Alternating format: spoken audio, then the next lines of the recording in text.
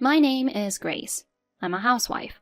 I married my husband, Matthew, after our workplace romance. Our married life is smooth, without any complaints, and we live happily together every day. I've heard that many people struggle with their spouse's relatives after marriage, especially when it comes to a sister-in-law. I've heard that it can be quite troublesome. However, Olivia, my husband's older sister, and I get along very well.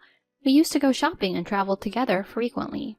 I also have a sister of my own, but we don't get along with each other. I often thought that if Olivia were my real sister, it would be great.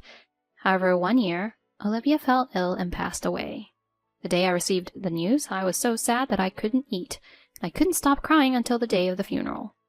And on the day of the funeral, my husband, who had gone to the funeral venue ahead of me, suddenly called. "What's wrong?"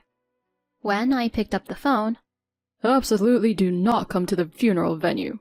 Run to your parents' house. I'll explain the situation later, but for now just leave the house quickly." He spoke in a breathless and angry tone, almost like he was in a rage. I didn't know what was going on. Why can't I go to the funeral of my sister-in-law with whom I was very close? I arrived at my parents' house with an unsettled feeling. "What's wrong? Today was supposed to be Olivia's funeral." My parents were surprised by my sudden gloomy expression when I returned home. I confessed what my husband had told me. "Huh, is that so? Just now someone claiming to be Matthew's relative contacted us. They were complaining about you, calling you all sorts of names. They even threatened to set our house on fire if we didn't pay them compensation. We have no idea what this is all about. We thought it might be a scam or harassment, but there might be something to it. Anyway, let's wait for further communication from Matthew." While saying this, my husband, dressed in mourning attire, hurriedly drove to our house. My husband bowed deeply, lowering his head. "My relatives did something unforgivable earlier. It seems they haven't arrived here yet. Just to be safe, let's go to the police." I couldn't immediately grasp the story from my breathless husband. I decided to calm him down and listen to the details. "In my sister's suicide note, there were a lot of accusations against you." No way. "It's true. Things like being called disgusting by you or being accused of violence. Baseless claims were written there and made-up stories asking for revenge, and the relatives who took it seriously are saying they'll seek revenge against you and are trying to demand an exorbitant compensation. This place is also compromised, so it's dangerous. Let's go to the police immediately." He confessed this with a pale face. I was in shock and collapsed at the entrance. With my mother's support, I managed to regain some composure. My sister-in-law talking about me? There's no way that could be true. Even when I desperately searched my memory for any clues, I couldn't recall a single fragment of having done such a thing. My husband comforted me, stroking my shoulder. "Calm down. You'll be okay. It might be a fabrication. Maybe it was rewritten by my mother who dislikes you. My sister always spoke of you as if you were her real sister, saying how adorable you were. She used to talk about you with such happiness. It's unbelievable." He comforted me like this. However, I began to question whether things like fabricating or altering a suicide note could be so easily done. Even with my limited knowledge of the law, I quickly understood that tampering with such written documents would result in immediate legal consequences. "Anyway, if there was a phone call, relatives might come here." Feeling pressured, I left my parents' house. When I arrived at the police station, they immediately wanted to hear the details. I submitted the recorded abusive phone calls on my family home, and the smartphone video that captured my mother-in-law suddenly reading an unnatural suicide note at the funeral, as well as the furious reactions of relatives. The police informed me that since there hadn't been any actual harm yet, they would enhance patrols in the neighborhood and wait for developments. Still, the fact that we had consulted in advance, knowing it could work in our favor if something were to happen in the future, gave me some reassurance. However, shortly after returning home to my family's house, something happened that shattered that feeling of security. When my husband parked the car and got out, there was a commotion at the front door. I approached it cautiously, wondering what could be the matter. Here I found my sister. Her cheek reddened from being hit. "It's all your fault." There were the angry shouts of unfamiliar middle-aged men and women. On the ground my father's beloved golf club lay broken, and fragments of vases and ornaments were scattered around. It was likely that while we were discussing the matter with the police, my husband's relatives had unexpectedly stormed my family's house. Hey everyone, my wife really hasn't done anything. And hurting my wife's sister? I'm calling the police. In a fit of anger, my husband called the police. At his words, it was evident that the individuals who seemed to be uncles and aunts momentarily hesitated. "Oh, sister?" The two of them standing next to my husband finally seemed to realize that Grace herself, was there. It appeared they had come to the realization that it was my sister they had harmed. They seemed to have finally recognized their mistake. She's a vindictive woman, just as the suicide note suggests, preparing a doppelganger. How could you bully Olivia, whom we've cherished since childhood? "It's because of you that she suffered mentally and her illness progressed." And they continued to blame me, trying to approach me once again with a golf club in hand. However, realizing the seriousness of the violence towards my sister and the sound of things being destroyed at the front door, my father rushed in and grabbed his uncle's hand, shouting at him. Not content with just making rude phone calls, how dare you raise your hand to my eldest daughter? I had never seen such a frightening look from my normally gentle father. I couldn't help but shudder at the sight of him. My aunt and uncle were not convinced, and my father and them had a long struggle. Eventually, the police arrived. They put me in a police car for questioning. Grace, are you okay? I was in a state of shock due to everything that had happened, but my father's words snapped me back to reality.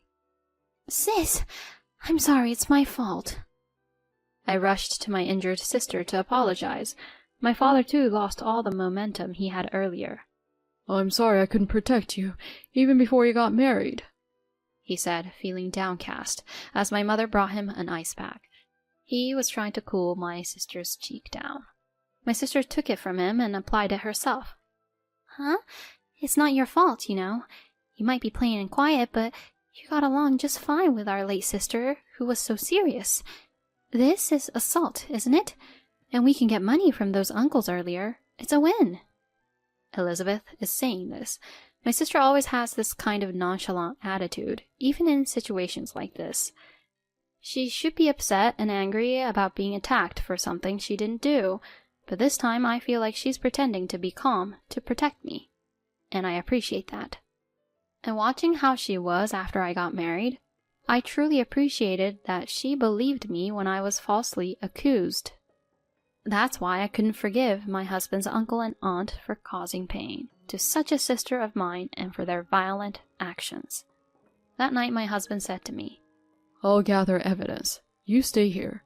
If anything happens, please let me know. He said this, leaving me behind and heading to his own family's house. I felt anxious while my husband was away, but it seems that news of the unjust violence by his uncle and aunt spread among the relatives.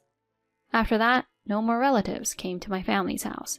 In the following days, we arranged a meeting. My parents, sister, husband, and in-laws, and several relatives, including my uncle and aunt, gathered at my husband's family home. It was a slightly spacious house. My uncle and aunt seemed to have a somewhat better understanding of the situation, but they still seemed to believe that they were in the right. If you admit to the bullying mentioned in the suicide note, we'll forgive you from now on. So please don't file a damage report either. They demanded an apology with outrageous reasoning like this and asked us to refrain from filing a complaint. At that moment, $20,000. My previously silent sister spoke up with those words first. What? What did you say? My uncle glared at her with a puzzled expression. If you give me $20,000, I'll hold off on filing a complaint. The place where I was hit hurts and I can't concentrate on my work. Plus, you need to compensate for the golf club and ornaments you broke. Hand over $20,000. My sister casually uttered those words while using her smartphone. My uncle's face turned bright red. What did you say? Is there such a ridiculous story just because she slapped someone once? How audacious. If a sister is a sister, then an older sister is an older sister. They berated in such a manner. To top it off, they turned to my parents and said, Raising such shameless sisters. Don't you feel ashamed as parents? They vented their frustration. My mother was calm, but firm. With all due respect, both sisters are adults. They should be expressing their opinions as individuals, not as children. Isn't it natural to respond to a rude person with rudeness? I cannot fully comprehend the fear and pain you felt when you were suddenly struck by them. I can't understand that anger since I've never experienced it. She replied quietly. Honestly, isn't the will more problematic than me? My sister spoke again, seeming to have no interest in her own situation. She yawned and casually asked, perhaps because the will, which could have been tampered with, had caused my husband's relatives to act outrageously. About that, it was indeed done by you, Mom, right? My husband turned to his own mother and questioned her. My nervous-looking mother-in-law, who had been restless for a while, flinched. I'm losing memory. My recollections are so unclear. She tried to excuse herself with a somewhat placating tone. Ignoring that, my husband unfolded a piece of paper. This is my sister's real will. The location where my mother hid it was written in my mother's diary, and I searched and found it. Someone fabricated a will full of lies, making it sound real and fooled our relatives. Who's the fool here? My husband suppressed his anger and spoke in a voice filled with disappointment. My mother, in her diary, she wrote cruel things like, "It would be better if my son's wife had replaced his sister." She wrote cruel things without any hesitation. I can't consider her my mother anymore. My husband stared at his biological mother with a cold gaze. My mother-in-law's words gradually faded in front of that gaze, and in the end she was sobbing. My father-in-law, who had been quietly listening to the situation, spoke up. It's my responsibility for not seeing what kind of person she really was. Son, you don't need to have anything to do with this house and our relatives ever again. Live happily, far away. From now on, I will monitor her and ensure that you don't have to see her. It's the least I can do to make amends. My husband nodded in response to these words, and then turned to the silent uncle and aunt. Please, go ahead and pay the $20,000 that were offered earlier. Otherwise, I will indeed file a police report with all the evidence we have. I would prefer that, but it seems to be your preference. My aunt and uncle shook their shoulders and glared at my sister. $20,000 to such an ill-mannered girl. Yay! I can buy bags from Louis Vuitton and Callaway golf clubs. Lucky! My sister had a triumphant expression, grinning broadly.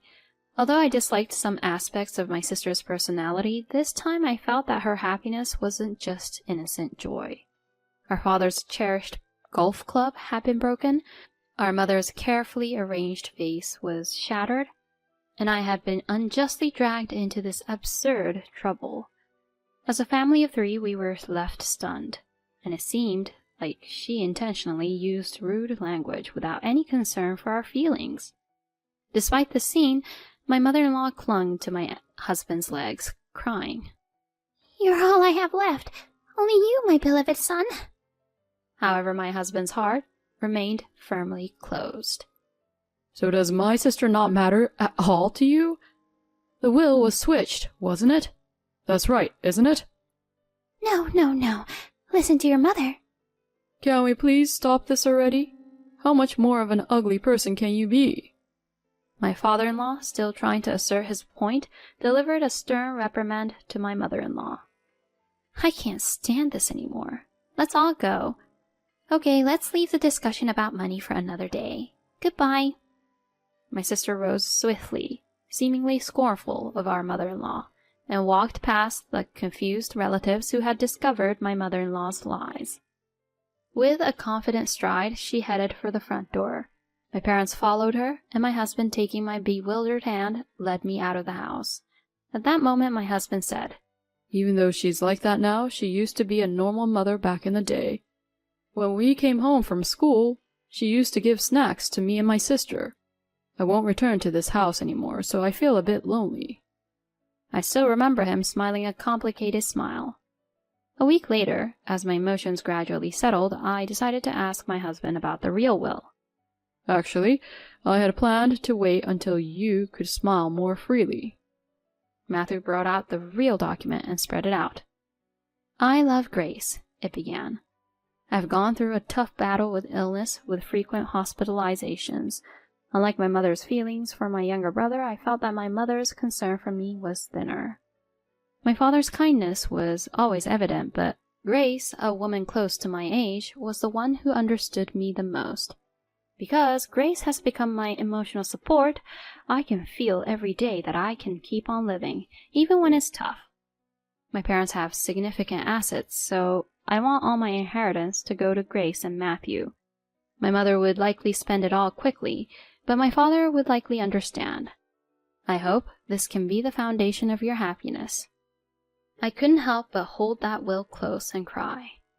"Just let it all out today." My husband comforted me by putting his arm around my shoulders.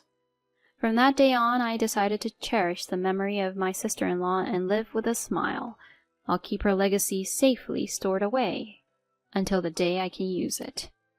Afterward, my sister settled with my husband's uncle and aunt for $20,000.